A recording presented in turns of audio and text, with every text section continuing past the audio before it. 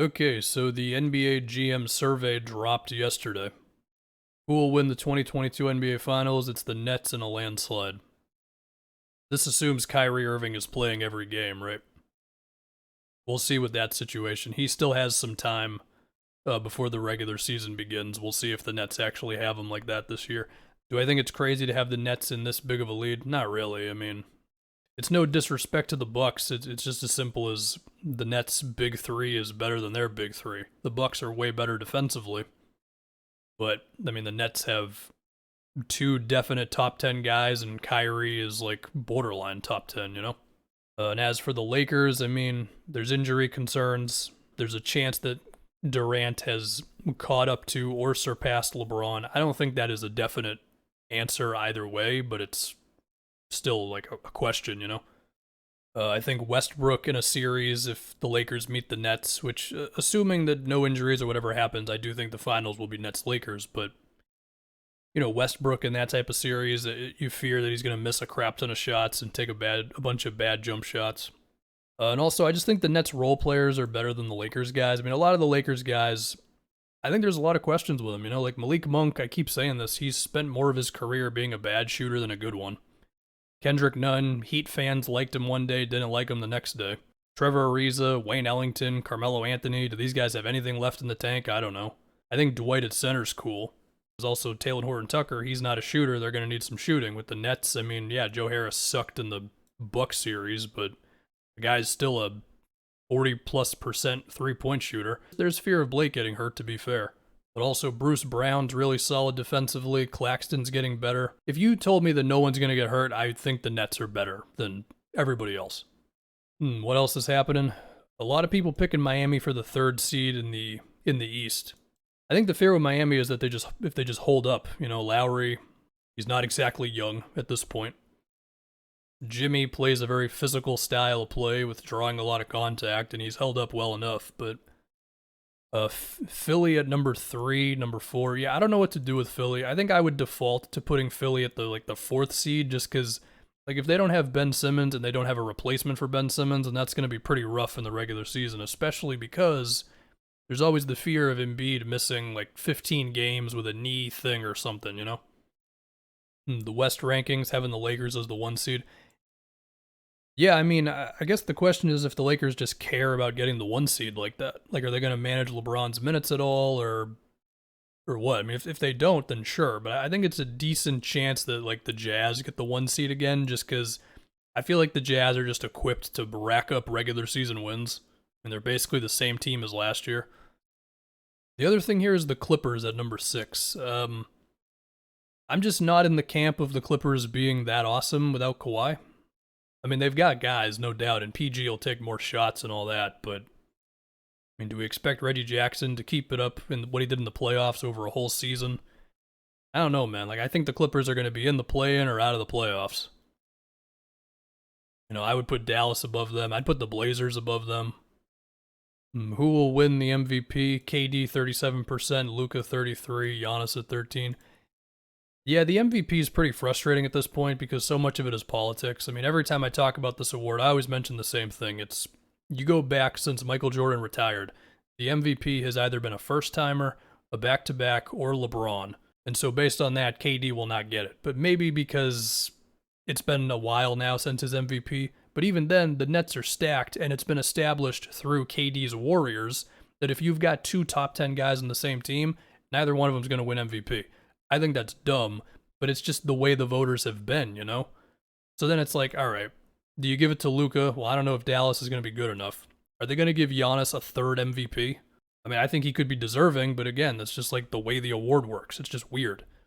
And I've already mentioned my reservations with the Sixers racking up awards. I can't see a world in which Harden wins MVP over KD. If we removed the politics completely, then I think your candidates are KD and Giannis and LeBron. But I have no idea. Also, can we appreciate just no Jokic at all? The guy was insane last season. If you were starting a franchise today, could sign an 8th player in the NBA, who would it be? 43% Luka, 40% Giannis. Okay, so we're assuming age and all that. I would go with Giannis. No disrespect to Luka, he's amazing, but to me, this should be Giannis. And also, I kind of don't think it should be that close. Like, I'm shocked this isn't like 80% Giannis. Which player forces opposing coaches to make the most adjustments? Steph, number one. Yeah, that makes sense, because the guy's flying around the court at all times, setting screens and getting a bunch of pin downs, and he'll do a little flip to like Draymond, and then he'll go around Draymond. Like he's just constantly moving. And of course, he can make a shot from anywhere. It's interesting that Giannis is only at 10%. Maybe it's because the game plan on Giannis is just throw literally your entire team into the paint. So it's still difficult, but I guess it's a little more simple than like, oh crap, Steph is running around. Most likely to have a breakout season. Jaron Jackson at 17%. Like, the guy's three-point shooting has been there. He's already a good ball handler. Granted, not in a like bring the ball up sort of way, but in a has the ball top of the key, defense is sagging off of him, he can take it himself and make something happen. I think the most interesting one here is actually Keldon Johnson with the Spurs, because I think the Spurs are looking for one of their guys to emerge as the primary scorer, and Keldon, he's just relentless going to the basket. You know, he doesn't care about contact or anything. Which team made the best moves this offseason? Miami at 47%. And also, which one player acquisition will make the biggest impact? Kyle Lowry, 77%. Yeah, it's kind of interesting how it's basically Lowry and Westbrook clashing because they're such polar opposite players, you know? Like, Lowry is beloved by NBA nerds, makes the extra pass, plays tough as hell on defense, does a bunch of things that don't show up in the stat sheet while also putting up like 16 and 7 or something. Whereas Westbrook is like, throw efficiency out the window, but I'm going to get like 22 points, 14 assists, and 12 rebounds. And also, I'm not going to be too good on defense, so I don't know. Most underrated player acquisition, Larry Nance. Yeah, people really like the Larry Nance pickup, and I get it, because he's the screen setter, and he can make passes in the short roll, and maybe his threes are going to be there, and he's a good defender, which they need as many good defenders as they can get. And I think there's some potential for him playing center, and you can go with like some Covington, him lineups. I think Nurkic is still your main guy at center, of course.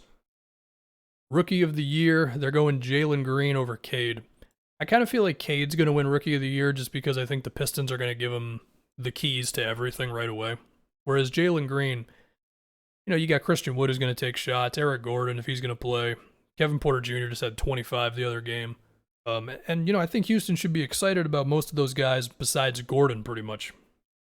But for the sake of Jalen Green just running the show, I don't know if it's going to happen. Whereas with Cade, I think day one, Cade, here's a bajillion pick and rolls a game. Please take us to wherever you're going to take us. Which rookie will be the best player in 5 years? They're going Evan Mobley number one. So they're thinking he's going to be able to switch across potentially all 5 positions, protect the rim, defend the post, shoot, make plays off the dribble, be a lob threat. We'll see if they're right. I mean, I don't know. I am nowhere near a good enough draft guy to have a hard take on this besides just what other people have said. And to be fair, there were a decent amount of draft people who did think Mobley was the top prospect. They're going Giannis for best defensive player. I think it's fair. I feel like he's the best combination of everything. Some guys are better on ball, some guys are better rim protectors, some guys are better at switching, but no one matches Giannis when you put everything together. Which player is most athletic? Zion over Giannis. That's kind of wild.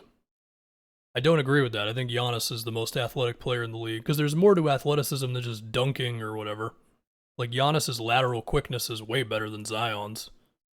The way that Giannis can just like change direction out of nowhere, like, to me, it's not even a conversation. Which player is the best pure shooter? Okay, I have 2 things about this. Number one, Steph should be 100%. Who the hell doesn't vote for Steph? But also, what the hell is pure shooter? Like, this saying has been around for as long as I've been watching basketball. I have no idea what it means. Which player would you want taking a shot with the game on the line? They go KD, number one. Yeah, I don't know. This one always confuses me a little bit because, number one, it assumes the shot is a jump shot. Number two, it's like, should I care about making the right basketball play or just hoisting up whatever shot, no matter how much you're covered or whatever? Like, I don't know. But in terms of just this very specific thing, yeah, sure, go with Kevin Durant, that's fine.